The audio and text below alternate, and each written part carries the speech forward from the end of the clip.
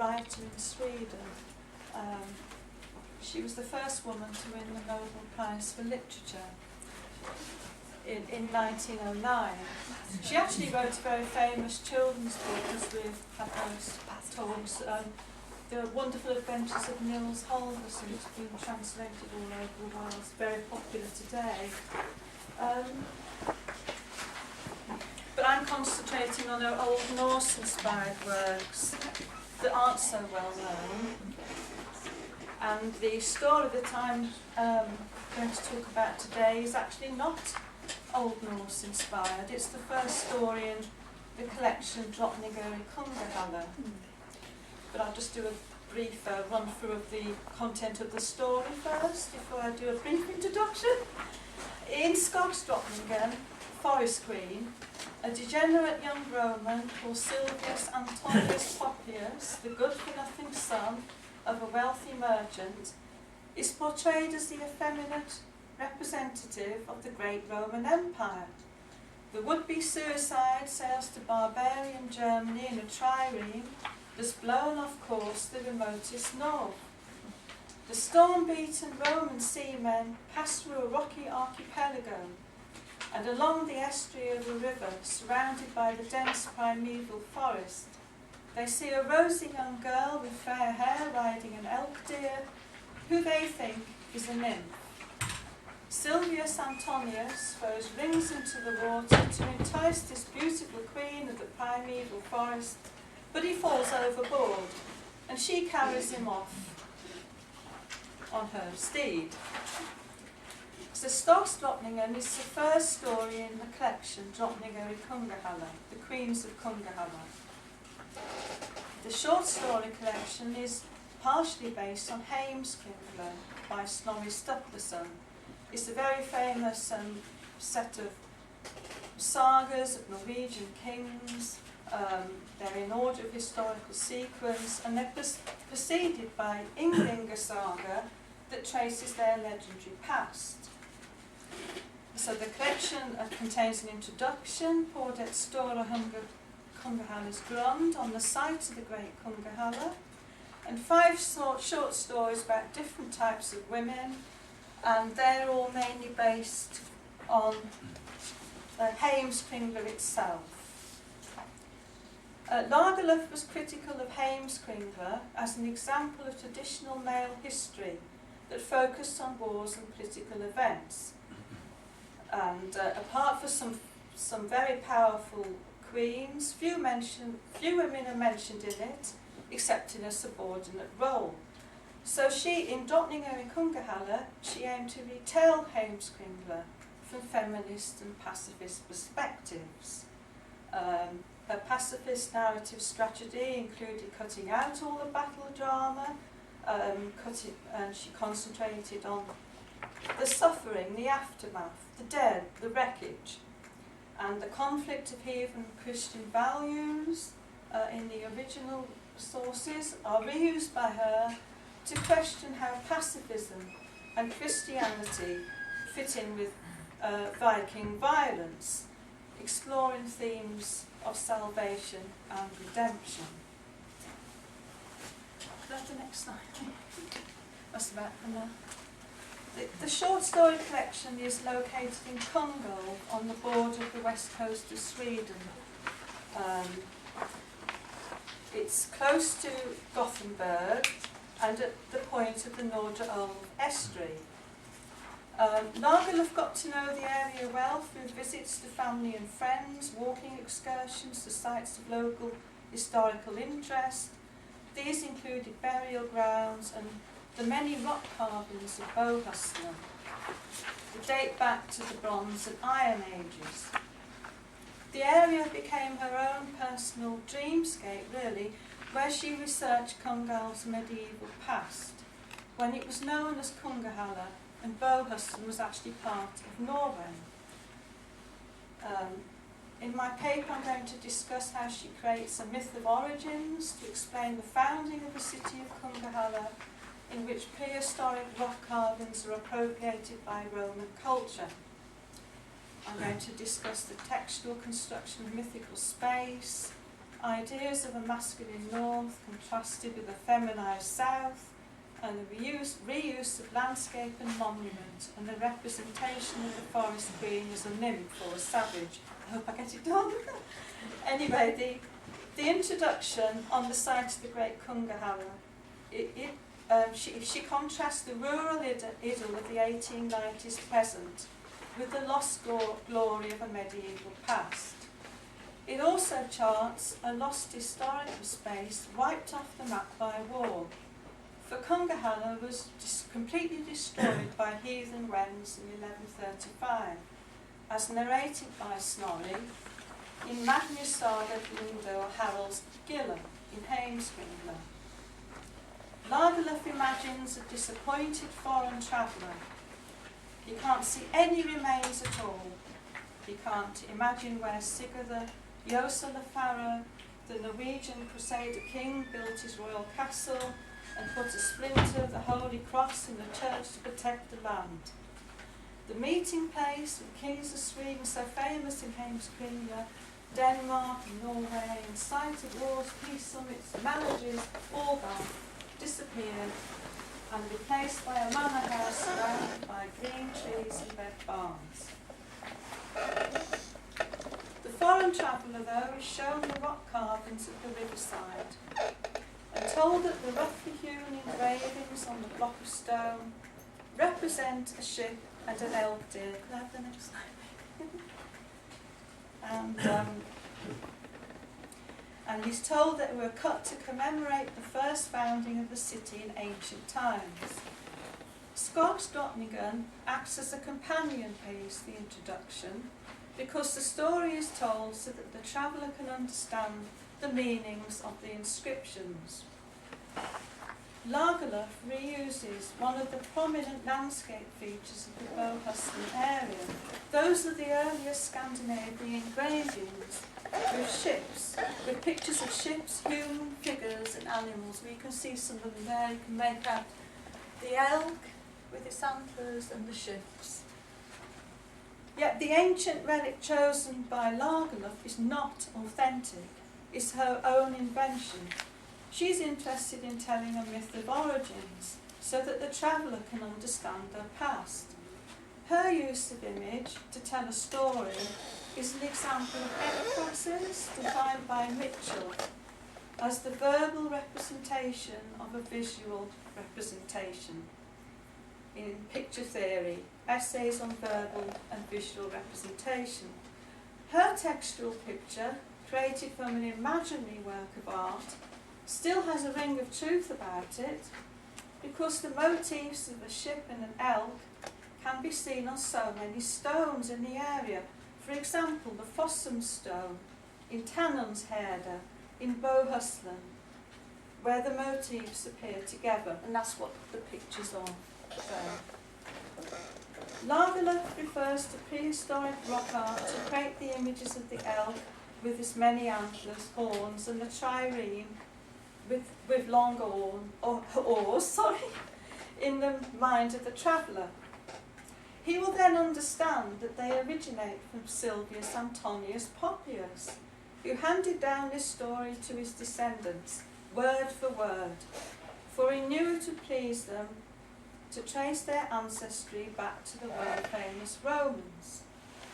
The archetypal myth of the settlement is remapped by Lagerlöf to Kungahälla and retold from feminist perspectives.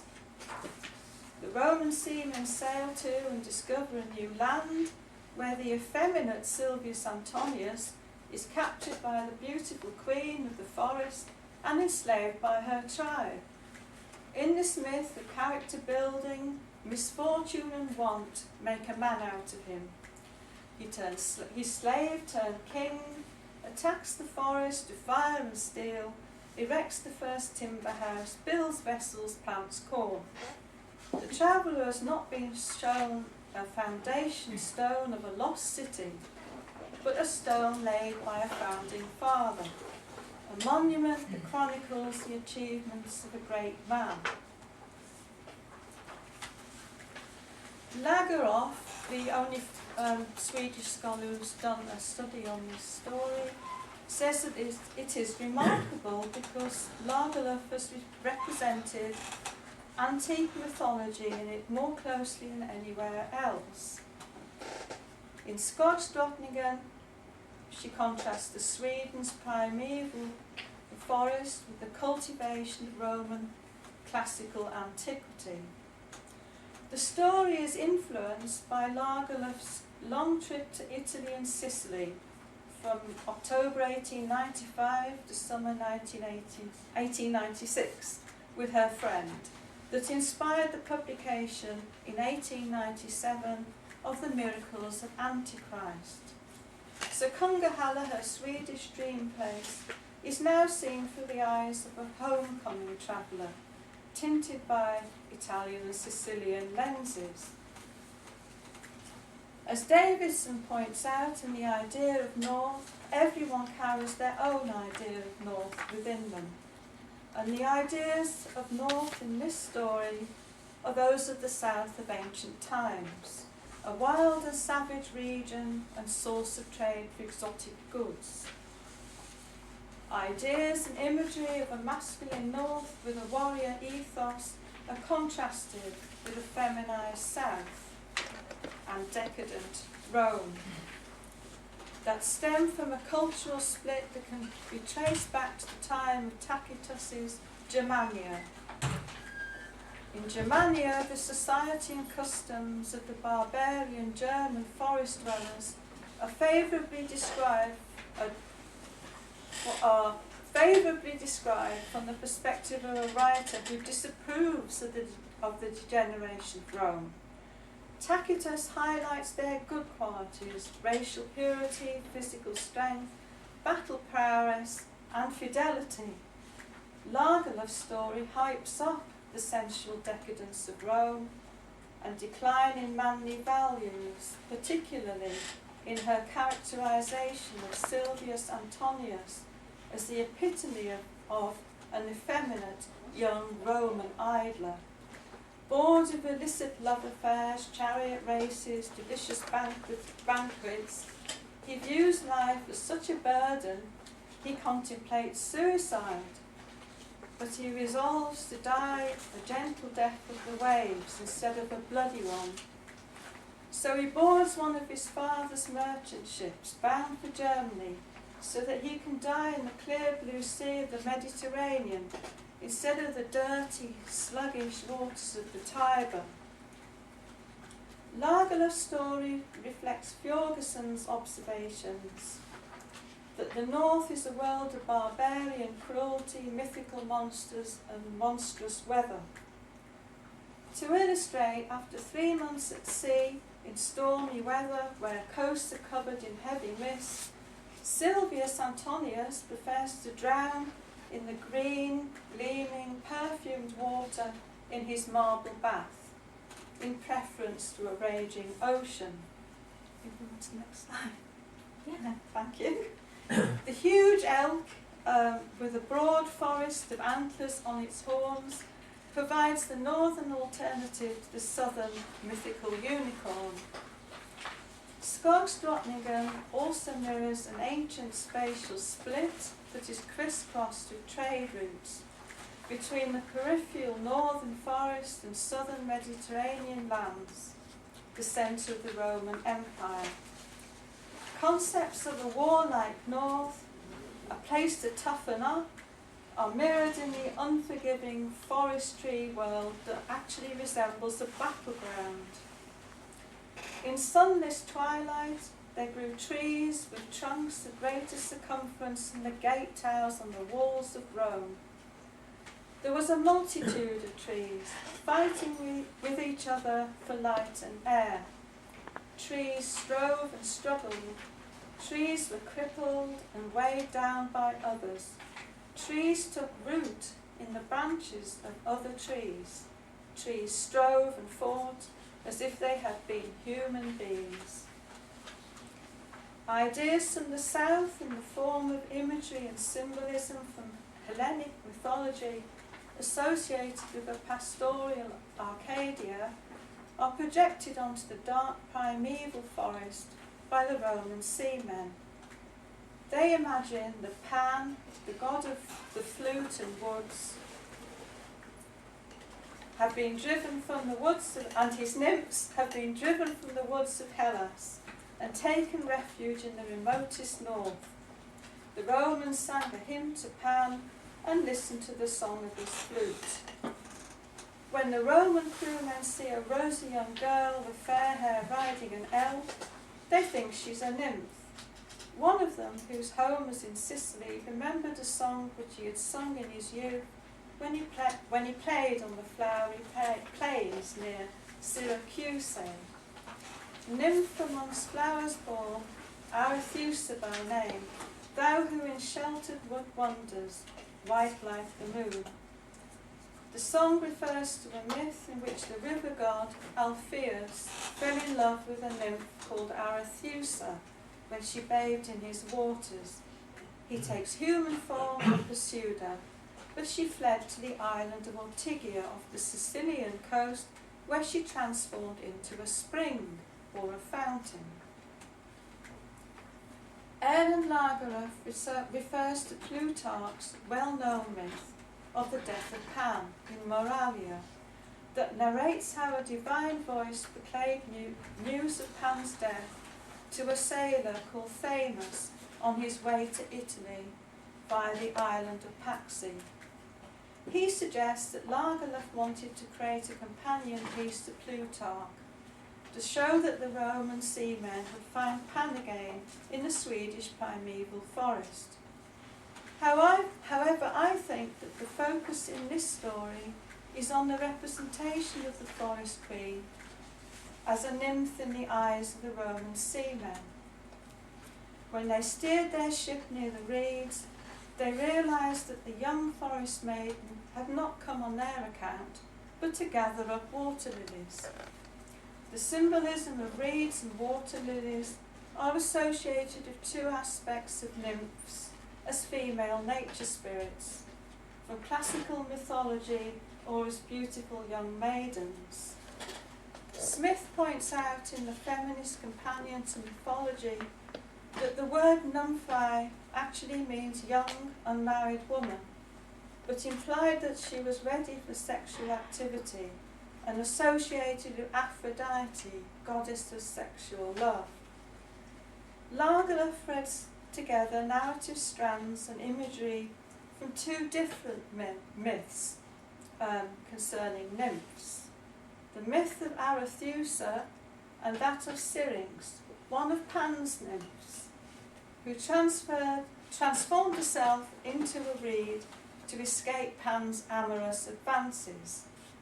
The god who then cut reeds to make his panpipes. Perkis explains in the Feminist Companion to Mythology that feminists often think of the rewriting or reinterpretation of individual stories. For example, by changing the focus of the narrative from a male character to a female one, or by shifting the terms of the myth so that what was a negative female role model becomes a positive one. Lagerlöf subverts myths of metamorphosis associated with nymphs, in which female characters are silenced and objectified. In her new myth, Silvius Antonius throws rings into the water in his new manifestation as resplendent river god to entice the nymph, but she only wants to rob him of his jewels. Instead of running away and turning into a spring, she laughs loudly as she carries him off on her steed when he falls overboard. It is the effeminate Silvius Antonius who undergoes the transformation in the masculine north, where he becomes a positive role model who founds a city. When the story's finished, the foreign traveller isn't fooled. He doesn't believe any of Pan's nymphs wandered by the river. He knows that she was the daughter of the king of a tribe of wild men who lived in the forest. Lagerlöf amusingly re-evaluates the representation of the nymph as a female mythological archetype or alluring muse to male poets of antiquity, through to the sexually precocious nymphette of Vladimir Nabokov's novel Lolita in 1955. I was worried about getting through. You got Okay. yeah.